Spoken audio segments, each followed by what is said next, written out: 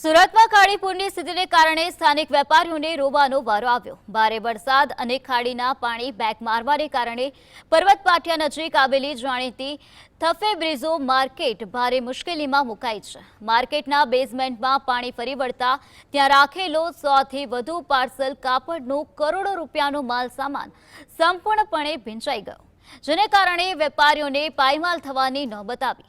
આ પૂરના પાણીમાં માત્ર વેપારી માલ જ નહીં પરંતુ પાર્કિંગમાં મૂકેલા અનેક વાહનો પણ ડૂબી જતા ભારે નુકસાન થયું। સ્થાનિક વેપારીઓએ આપવીતી જણાવતા કહ્યું કે પૂરની સ્થિતિ એટલી વિકટ હતી કે તેઓ માંડ પોતાનો જીવ બચાવીને બહાર નીકળી શક્યા હતા। હાલમાં પરિસ્થિતિ પર કાબુ મેળવવા માટે માર્કેટના અગ્રણીઓ અને વહીવટી તંત્ર દ્વારા યુદ્ધના ધોરણે કામગીરી શરૂ કરવામાં આવી છે। બેઝમેન્ટ અને પાર્કિંગ વિસ્તારમાંથી પાણીનો નિકાલ કરવા માટે મોટા પંપ ગોઠવીને પાણી બહાર કાઢવાના સઘન પ્રયાસો હાથ ધરવામાં આવ્યા છે।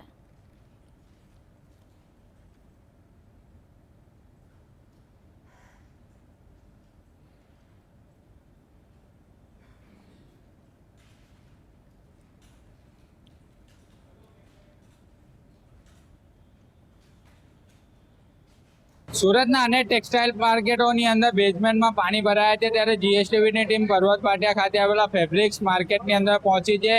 બેઝમેન્ટની અંદર પાણી ભરાયા હતા। લાખો કરોડો રૂપિયાનો જે માલ બેઝમેન્ટની અંદર મૂકવામાં આવ્યો હતો તે સંપૂર્ણપણે પાણીની અંદર ગરકાવ જોવા મળ્યો હતો અને કેટલાક પાર્સલો અહીં જોવા મળી રહ્યા છે। પાણી ઓસર્યા બાદ અત્યારે આજે પરિસ્થિતિ જે છે તે માર્કેટની જોવા મળી રહી છે। ખૂબ જ ખરાબ હાલત જે છે તે હાલ જોવા મળી રહી છે। આપણે દ્રશ્યો બતાવવાનો પ્રયત્ન કરી રહ્યા છે કે જ્યાં માલ મૂકવામાં આવ્યો હતો તે સંપૂર્ણપણે ભીનો થઈ ચૂક્યો છે અને હાલ અત્યારે આ સ્થિતિ જે છે તે હાલ જોવા મળી રહી છે। એટલે જે સાડી હોય કે અલગ અલગ પ્રકારની જે વસ્તુ હોય છે તે સંપૂર્ણપણે પીલાઈ ચૂકી છે અને અત્યારે પાણી ઓસર્યા બાદ વેપારીઓ દ્વારા અત્યારે ટેમ્પો મારફતે તેમને બહાર લઈ જવામાં આવી રહ્યા છે અને ખૂબ જ મોટો નુકસાનીનો આંકડો જે છે તે સામે આવી રહ્યો છે।